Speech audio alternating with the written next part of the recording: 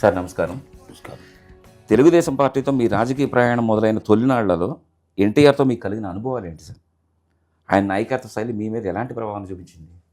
ఎన్టీఆర్ గురించి చెప్పాలంటే మనం టైం కూడా చాలదండి.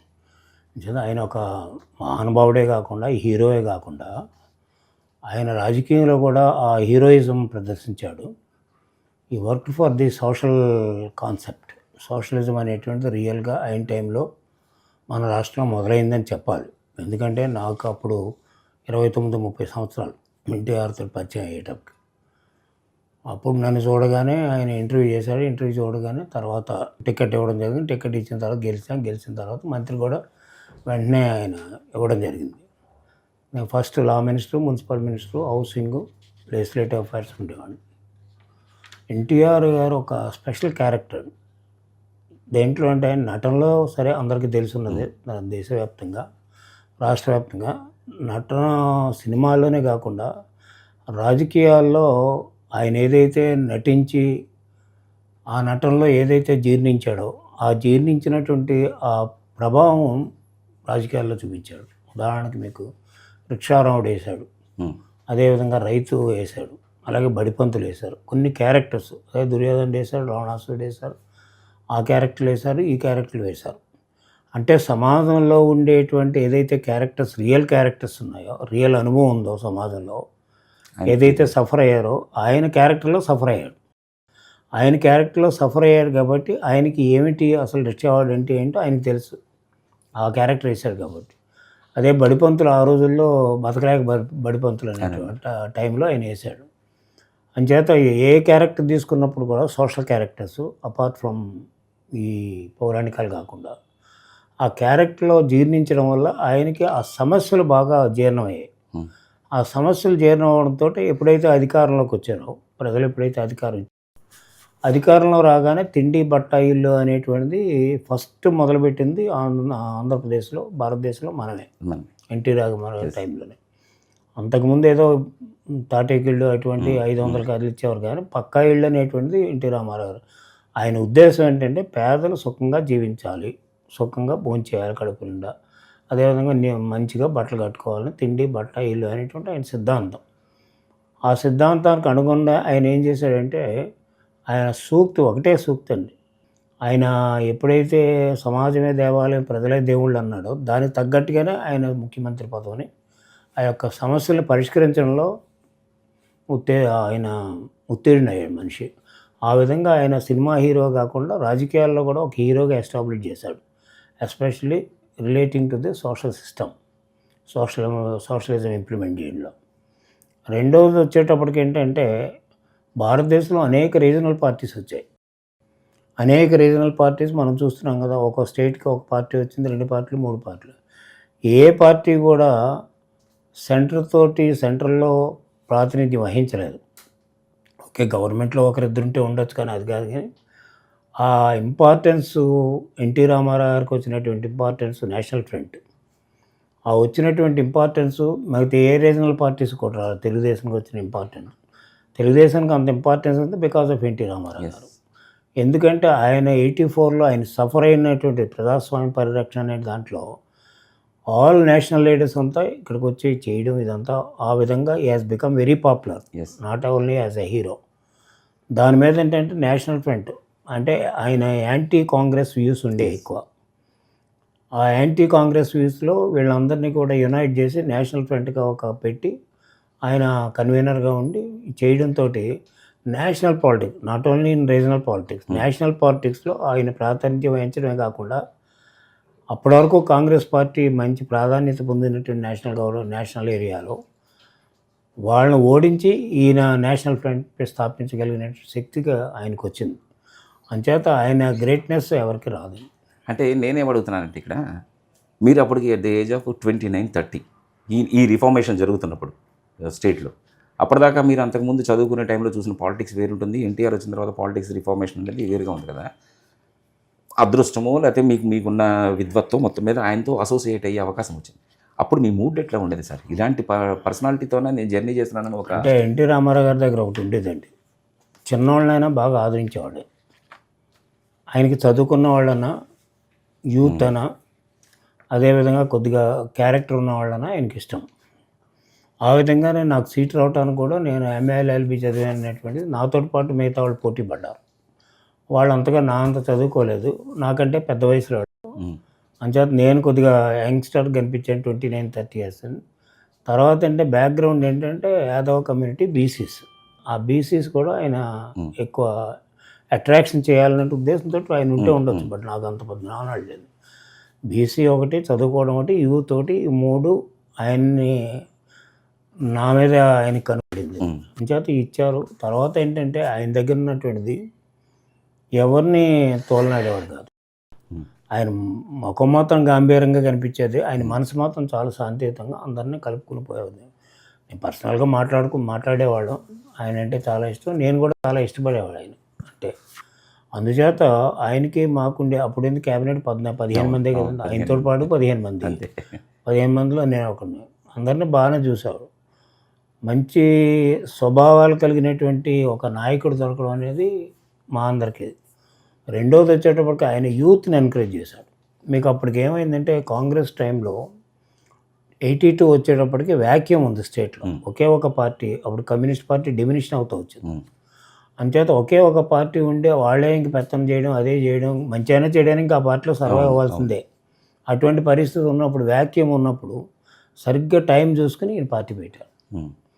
ఆయన పార్టీ పెట్టడం, మేమంతా యూత్ అంతా ఎక్కువ జాయిన్ అవ్వడం, ఎక్కువ మందికి యూత్కే ఇచ్చారు. అంచేతంటే ఆయన చేసిన ప్రధానమైన రెవల్యూషన్ ఏంటంటే పొలిటికల్ రెవల్యూషన్లో ఒక చేంజ్ తీసుకొచ్చారు. ఓల్డ్ ఏజ్ వాళ్ళు కూడా ఉన్నారు. మన శ్రీనివాసరెడ్డి గారు, ఇటువంటి మహేంద్రనాథ్, ఇలాంటి వాళ్ళు కొంతమంది ఉన్నారు. అయితే ఒక కొత్తదనాన్ని రాజకీయాల్లో తీసుకొచ్చి కొత్త వాళ్ళని అట్రాక్ట్ చేసి డాక్టర్స్, లాయర్స్, పోస్ట్ గ్రాడ్యుయేట్స్, వీళ్ళంతా హైలీ ఎడ్యుకేటెడ్ అంతా దాంట్లోకి వచ్చారు. వచ్చేటప్పటికంటే ప్రజలకు కూడా ఒక చేంజ్ కనిపించింది, ఆయనలో చేంజ్ కనిపించింది.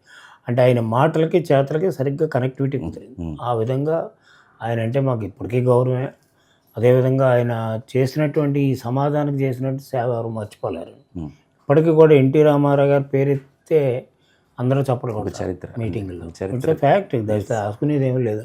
అంటే ఆ విధంగా ముద్రపడిపోయాడు ఆయన. Not only as a hero, political హీరోగా కూడా ముద్రపడ్డాడు ఆయన చేసినట్టు. సరే, ఎక్కడ గుర్తు చేయలేనట్టుంది. వెరీ ఫస్ట్ అవర్ ఎన్టీఆర్ని చూడగానే మీకు ఏమనిపించింది, ఏం మాట్లాడారు, లాస్ట్ మీరు ఎప్పుడు కలిసారు? అంటే సినిమా యాక్టర్గా ఒకసారి 2-3 సార్లు చూశాను. అప్పుడు చాలా అందంగా ఉండేవాడు మనిషి. అంటే రాజమండ్రి పంచవటి హోటల్కి ఓపెనింగ్కి వచ్చారు. నేను అప్పుడు చదువుకున్నాను డిగ్రీ. అప్పుడు చూశాను. ఆయన చూస్తే ఒక అట్రాక్షన్ మనిషి, అంత అందంగా ఉండేవాడు. ఈ రాజకీయాల్లోకి వచ్చిన తర్వాత ఫస్ట్ టైం మేము తినొచ్చారు. మామూలుగా పేపర్లో, టీవీలో చూస్తూ ఉన్నాం.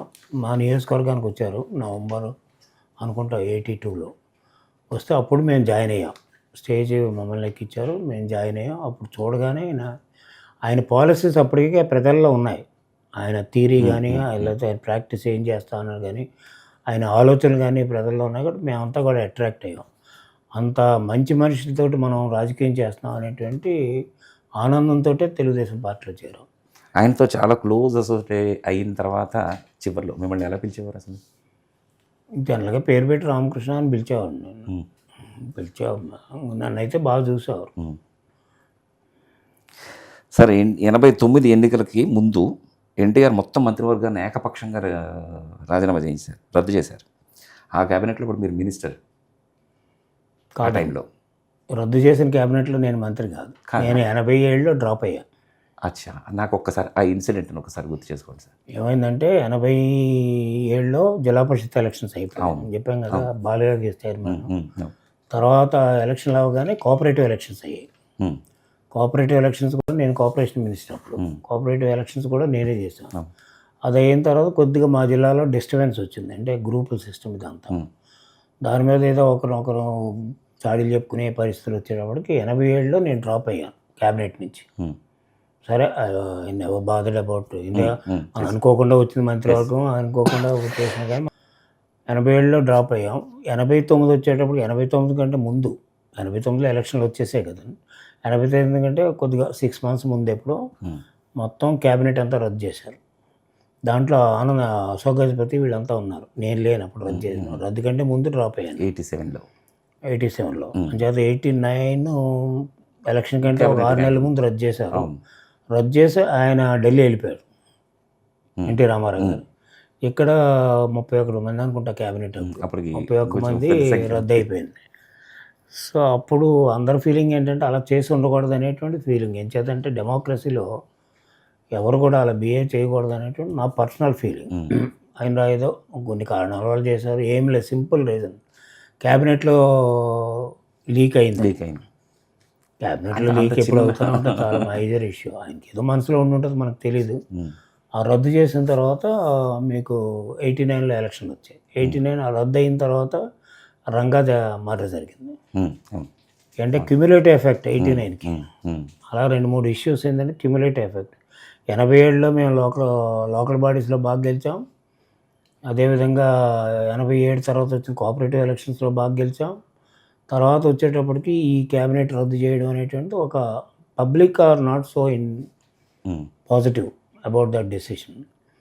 అది అయిన తర్వాత ఏంటంటే రంగా ఇన్సిడెంట్ గవర్నమెంట్కి ఏం సంబంధం లేదు, కానీ సంబంధం ఉందనేటువంటి ముద్ర వేశారు. ముద్ర వేసేటప్పటికి అది కూడా క్యూములేటివ్ ఎఫెక్ట్లో అదొకటి వచ్చింది. ఆ ఎఫెక్ట్ చూసేటప్పుడు 89లో ఓడిపోయారు. అంచేత 89 క్యాబినెట్ రద్దు అయినప్పుడు నేను లేను. ఆ ఒక్క ఇన్సిడెంట్ పార్టీ మీద ఎలాంటి, అంటే పార్టీ హిస్టరీలో ఎలాంటి ప్రభావం ఉంటుందంటారు? అది కంటిన్యూ చేస్తుంటారు మేడం? కంటిన్యూ అవ్వలేదండి. ఎంచేతంటే అది లేటర్ ఆఫ్టర్ ఎలక్షన్ 89 ఎలక్షన్ అయిన తర్వాత ఆ ఎఫెక్ట్ 1 సంవత్సరం వరకు ఉంటుందండి. తర్వాత ఏమైందంటే పీపుల్ రియలైజ్డ్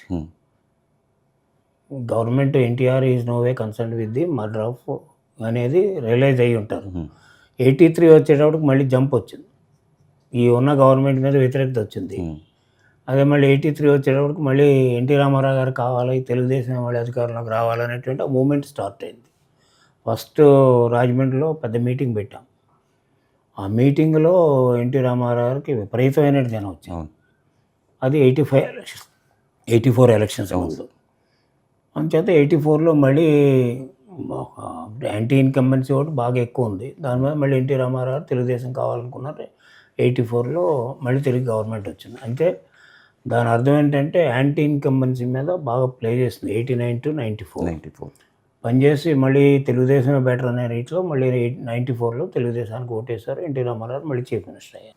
ఎన్టీఆర్ దగ్గర మొదలైన మీ రాజకీయ జీవితం ప్రస్థానం, చంద్రబాబు నాయుడు గారు ఇప్పుడు లీడర్, ఆల్మోస్ట్ అలా యువనేత ఉన్నాడు కదా, 3 జనరేషన్స్ చూసిన మీ ఎక్స్పీరియన్స్ మీకు ఎప్పుడు, అంటే లీజర్గా ఉన్నప్పుడు ఒకసారి రివ్యూ చేసుకుంటాం కదా, మీకు ఏమనిపిస్తుంది? మీ ఫీలింగ్స్ ఎలా ఉంటాయి అప్పుడు? ఫీలింగ్స్ అంటే 3 decades 3 జనరేషన్స్ డిఫరెంట్. ఎన్టీఆర్ టైంలో పాలిటిక్స్ డిఫరెంట్గా ఉండేవి. ఎన్టీఆర్ టైంలో సర్వీస్ మోటివ్ ఎక్కువ ఉండేది, లీడర్స్ కూడా. అదేవిధంగా రెండోది ఎన్టీఆర్ని చూస్తే భయం ఉండేది నాయకులకి. అంటే ఆయన ఫేసే అట్లా ఉండేది. ఎంచేతంటే ఆయన తప్పు చేయనిచ్చేవాడు కాదు, చేస్తే ఉంచేవాడు కాదు. అది గౌరవంతో కూడిన పూర్తి గౌరవం కూడా ఉండేది. ఎన్టీఆర్ అంటే ఒక పెద్ద మనిషి, ఆయన గాంభీర్యం, ఆయన ఒక ముద్ర పడిపోయింది ఆయనకి. ఆయన పార్టీ పెట్టాడు అంతే, తర్వాత ఆయన మనందరికీ లైఫ్ ఇచ్చారనే దాంట్లో ఒక ట్రెండ్ జరిగింది ఎన్టీఆర్ టైంలో, ఎన్టీఆర్ లీడర్గా జరిగింది. కాబట్టి అక్కడ పెద్ద ఏం రాలేదు. మార్పులు ఎక్కడ వచ్చాయంటే కాంగ్రెస్ మిస్ప్లే చేసింది. ఆ చేయడంతో 84 ఇన్సిడెంట్ అంతా అందరికీ ఎపిసోడ్ అందరికీ తెలుసున్నదే. తర్వాత మళ్ళీ రియలైజ్ అయ్యి మళ్ళీ ఆయనే అధికారంలోకి వచ్చాడు. ఆయనకు ఉండేటువంటి ఆ క్రెడిబిలిటీ కానీ, ఆ క్యాలిబర్ కానీ, ఆ క్యారెక్టర్ కానీ, అదేవిధంగా ఆయనకు ఉండేటువంటి సర్వీస్ మోటివ్ కానీ, ఆయనకు ఉండేటువంటి అన్నింటికంటే ప్రధానం ఈ సోషల్ సెటప్లో బలహీన వర్గాలకు సహాయం చేయాలనేటువంటి ఆయన ఎక్కువ. ఆయన టైంలోనే కదండి విమెన్స్ ప్రాపర్టీ రైట్స్ వచ్చింది. నేను అప్పుడు లా మినిస్టర్ని. తర్వాత ఆయన టైంలోనే కదా విమెన్ రిజర్వేషన్ వచ్చింది లోకల్ బాడీస్లో. అదేవిధంగా ఆయన టైంలోనే చాలా మార్పులు వచ్చాయి. కోఆపరేటివ్ సింగిల్ విండో సిస్టమ్, నేను అప్పుడు కోఆపరేషన్ మినిస్టర్. ఆ ఇంపార్టెంట్ మార్పులు జరిగేటప్పుడు నేనే ఆ పోర్ట్ఫోలియో. దాన్ని బట్టి కొద్దిగా ఆయనకి నాకు ఇంపార్టెన్స్ ఇచ్చాడంటే నేను నా భావన అంతే. అందుచేత ఏంటంటే ఆ డికేడ్ వేరు, ఆల్మోస్ట్ రెవల్యూషన్ డికేడ్ అనమాట. మేము చూస్తే పొలిటికల్ రెవల్యూషన్, యూత్ని తీసుకురావడం, ఎడ్యుకేటెడ్ తీసుకురావడం. రెండోది చూస్తే కోఆపరేటివ్ సిస్టంలో సింగిల్ విండో సిస్టమ్ తీసుకురావడం. మూడోది చూస్తే భారతదేశంలో ఎక్కడ కూడా విమెన్కి రైట్ ప్రాపర్టీలో ఒక్క కేరళలో ట్రెడిషనల్గా ఉంది, వాళ్ళకి చట్టం లేదండి.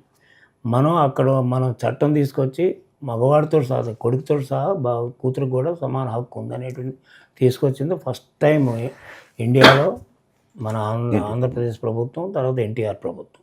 ఆ ఒక్క డెసిషన్ మొత్తం ఎరా వేరే అంతా మేమంతా అప్పుడు వెంకయ్యనాయుడు గారు కూడా ఎమ్మెల్యేగా ఉండేవాడు. మేమంతా అప్పుడు భారతదేశం అంతా పర్యటిస్తే ఆశ్చర్యపోయారు అసలు ఆ లేడీస్కి చట్టపరంగా రిజర్వేషన్, ఇది ఆస్తి హక్కు కల్పించడం, అది ఆ చేంజెస్లో ఆ డెకేడ్లో అయ్యాయి. సో ఎప్పుడైతే సమాజంలో ఉన్నటువంటి ప్రధానమైనటువంటి ఇష్యూస్ మీద కాన్సన్ట్రేట్ చేశారో దాని మీద అదే తిండి బట్ట ఇల్లు ఇటువంటివన్నీ దాని మీద ఎన్టీ రామారావు గారు decade is separated from other 2 decades.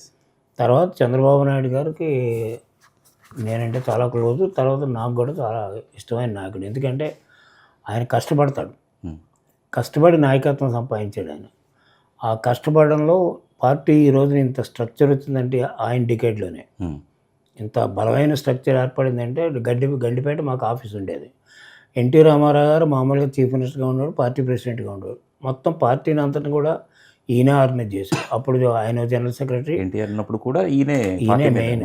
ఆయన only CM, party president. Training క్యాంపులకి ఎన్టీ రామారావు గారు వచ్చేవారు, చెప్పేవారు, అంతా ఆయన చెప్పేసి వెళ్ళిపోయేవారు, అంతా ఈయనే చేశాడు. గండిపేటలో అప్పుడు ఆఫీసు, ఈయన జనరల్ సెక్రటరీ, నేను ఒక జనరల్ సెక్రటరీ, మాధవరెడ్డి ఒక జనరల్ సెక్రటరీ, 3 ఏరియాల నుంచి.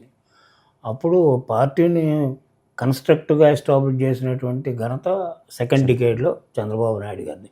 అదే స్ట్రక్చర్ ఇప్పటివరకు కూడా కొనసాగుతుంది. అది ఆయన చేసినటువంటి ఘనత. రెండవది గవర్నమెంట్లో కూడా ఏంటంటే ఆయన ఐడియాలజీ అంటే లాంగ్ టైం విజన్ ఉన్నటువంటి నాయకుడు. ఎన్టీ రామారావుకి ఏంటంటే ఆయన చూస్తే ఓట్లు వేస్తారు, నేను సమాజానికి చేశాను అనే లైన్లో ఎన్టీ రామారావు అండి. ఈయనకి సమాజం సేవ చేయాలనుకుంటే, సమాజంలో సమస్యలు పరిష్కారం అవ్వాలంటే అభివృద్ధి జరగాలి. అభివృద్ధి జరగాలంటే ఇన్వెస్ట్మెంట్స్ రావాలి ఒకటి. రెండవది టెక్నాలజీ రావాలి. ఎందుకంటే అప్పుడు నేను కూడా చెప్పేవాడిని, ప్రపంచంలో ఎక్కడ న్యూ టెక్నాలజీ వస్తే ఆ టెక్నాలజీ అడాప్ట్ చేసుకుంటే మనం తొందరగా డెవలప్ అవుతాం అనేటువంటి ఆయన ఆలోచన. అప్పుడే విజన్ 2020 వచ్చింది, అప్పుడే వచ్చింది.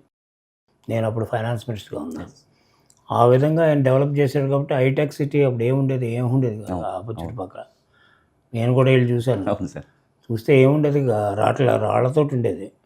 హైటెక్ బిల్డింగ్ కట్టిన తర్వాత అది ఇప్పుడు గచ్చిబౌలి నుంచి శంషాబాద్ ఇలాగే పెరుగుతుంది. అంటే అప్పుడు ఒక సైబరాబాద్ అనేటువంటి 3వ సిటీని ఎస్టాబ్లిష్ చేసినటువంటి ఘనత చంద్రబాబు నాయుడుదే డెవలప్మెంట్ పాయింట్ ఆఫ్ వ్యూలో. సరే వెల్ఫేర్ స్కీమ్స్ ఏంటంటే ఎన్టీ రామారావు చేపట్టిన వెల్ఫేర్ స్కీమ్స్ అంటే కంటిన్యూ అవుతున్నాయి యాజ్ ఇట్ ఈస్గా.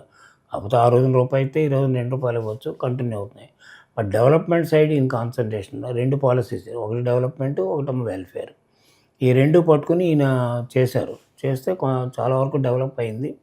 అప్పుడు విజన్ 2020లో మనం అన్నీ అనుకున్నాయన్నీ అచీవ్ చేసాం. నేను ఫైనాన్స్ మినిస్టర్గా ఉన్నా, ప్లానింగ్ మినిస్టర్గా ఉండేవాడిని. ఇప్పుడు మళ్ళీ విజన్ 2047 అని ఇప్పుడు వస్తుంది. అంచేత అంటే చంద్రబాబు నాయుడు గారు డికేడ్ అంతా కూడా అంటే అప్పుడు ఉన్నటువంటి టెక్నాలజీతో అప్పుడే కదా మనకి ఐటీ ఇవన్నీ వచ్చాయి, ఐఓటీ కానీ ఇవన్నీ వచ్చాయి. ఆయన చేసినటువంటి డెవలప్మెంట్ ప్రజల్లో ముద్రపడింది.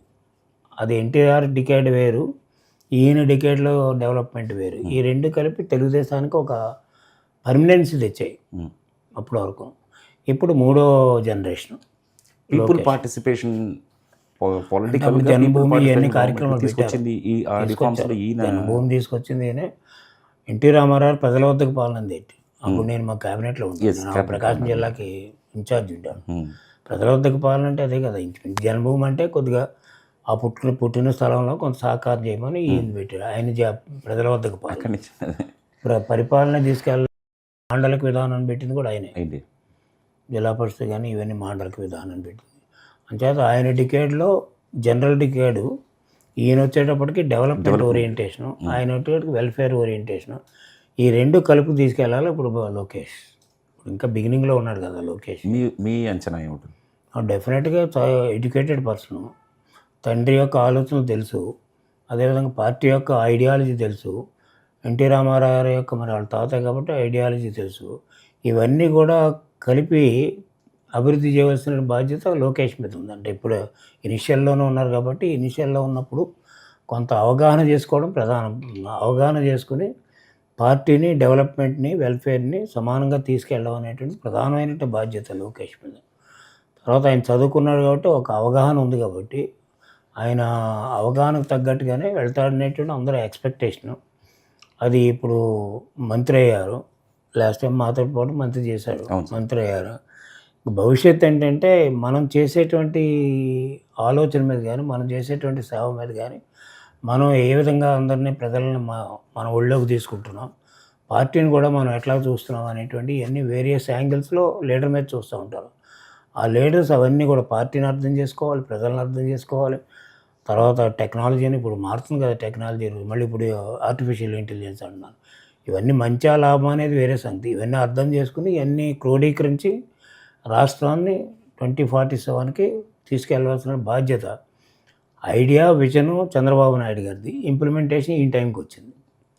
ఆ 2047 లోపల ఈయన ఇంప్లిమెంట్ చేయాలి. అంటే ఇంచుమించుగా మీ బ్యాక్ డేస్ అన్నీ గుర్తొస్తాయి. 2014లో ఈయన పార్టీలో కొంచెం ఇనిషియేటివ్ తీసుకోవడం మొదలుపెట్టిన దగ్గర నుంచి 2026 ఒక పుష్కర కాలం మనం జర్నీ చేసింది. ఆయనలో చేంజ్ని మీరు ఎట్లా, అంటే చాలా చేంజ్ సాటిస్ఫాక్టరీ? అంటే బిఫోర్ పాదయాత్ర, ఆఫ్టర్ పాదయాత్రకి చాలా డిఫరెన్స్ అనిపిస్తుంది. పాదయాత్ర ఏమవుతుందంటే ఇంట్లో కూర్చొని రాజకీయం చేయడం వేరే, జనాల్లోకి వెళ్ళి రాజకీయం చేయడం వేరు. నా ఎక్స్పీరియన్స్ జనాల్లో కూర్చొని జనాలతో మమేకమై చేసినటువంటి రాజకీయం జనాలు మర్చిపోరు. మన ఇంట్లో కూర్చొని ఎన్ని ప్లాన్ చేసినా కూడా జనం పట్టించుకోవాలి. ఏం చేతంటే జనానికి కావాల్సింది, ప్రజాస్వామ్యంలో జనాలకు కావాల్సింది లీడర్ వాళ్ళ మధ్యలో ఉండాలి. అదేవిధంగా వాళ్ళ సమస్యలు కూడా వినాలి. అన్ని వాళ్ళకి పరిష్కరించలేరు. ఈ రోజు ఉన్నటువంటి సమస్య ఆర్థికంగా చాలా ఇబ్బంది ఉంది. రాష్ట్రాలు కానీ దేశాలకు కూడా ఉంది, మన రాష్ట్రానికి ఉంది. అంచేత ఇవన్నీ ఉన్నా కానీ మనం చేయలేనటువంటిది ఏదైతే ఉందో ప్రజల దగ్గరికి వెళ్ళి చెప్పుకుంటే ప్రజలు నమ్ముతారు. చేస్తామని డూపు సరిగ్గా గదుల్లో కూర్చొని చెప్పేసాం అనుకోండి, ప్రజలు నమ్మరు. అది ఇంప్లిమెంటబుల్ కాదా అనేటువంటిది ప్రజలకు బాగా తెలుసు. నేను అందుకని మొదటి నుంచి చెప్తాను, అందరికంటే తెలివైనవాడు కామన్ మ్యాన్. మనకంటే చదువుకున్న వాళ్ళకంటే చాలా తెలివైనవాడు. ఎందుకు తెలివైనడు అంటే వాడు ఎవరికి వేయాలో తెలుసు. అప్పుడు మీకు నాకు తెలియకపోవచ్చు, తెలుసున్నా కానీ వేయకపోవచ్చు. అసలు ఇంటలెక్చువల్స్లో ఎంతమంది ఓట్లేస్తున్నారు చదువుకున్న వాళ్ళు? ఈ మధ్యన ఏదో ఎలా చూపించి అలా చూపించి ఏదో ఓట్లేస్తున్నారు తప్ప చాలా నిబద్ధతగా ఓటేసారు. ఇప్పుడు 70% ఓటింగ్ అయ్యిందంటే, ఇప్పుడు 92% వెస్ట్ బెంగాల్లో ఓటింగ్ అయిందంటే దాంట్లో చేసేవాళ్ళంతా కామన్ మ్యాన్, ఓట్లు వేసిన వాళ్ళంతా. అంచేత ఓటింగ్ ప్యాటర్న్లో ఎక్కువ స్ట్రెంగ్త్ ఉండేది బలహీన వర్గాలది, కామన్ మ్యాన్కి. ఆ కామన్ మ్యాన్ ఎవరు గవర్నమెంట్ ఉండాలో వాళ్ళు డిసైడ్ చేయగలరు. లేకపోతే టైం గవర్నమెంట్ ఎందుకు మారుతుందండి? ఏదో ఇప్పుడు ఏదో అది ఈవీఎంఎల్ అని వాళ్ళని అంటున్నారు తప్ప అవి కాకుండా నేనైతే అవన్నీ నమ్మను అనుకున్నాను. ఒకటి మనీ ప్లే చేస్తుంది బాగా ఇప్పుడు పాలిటిక్స్. ఓకే, ఒక 2 నిమిషాలు విరామం తీసుకొని మళ్ళీ ఒకసారి యనమల రామకృష్ణుడు గారి అంతరంగాన్ని శోధిద్దామండి. నమస్కారం.